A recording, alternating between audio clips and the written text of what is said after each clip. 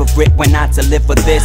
The words are on the tip of my tongue, lips quivering. It's not cold outside, but my body is shivering. And the skin that I'm in is shaking deep to the core. I'm pacing the floor like I have a nervous habit, and I'm an anxious person, but that's not the reason why. It hurts to be a husband, seeing your wife cry, concerned for her emotions while I'm tripping over mine.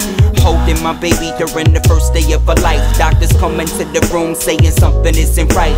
They couldn't tell us why, so they started running tests at the ICU with wires connected to her head. The imagery was intense, we just kept on praying, trying to stay calm, but in my mind it was mayhem. We faced it as a family, never alone, and I was smiling when we got to bring our baby girl home. If I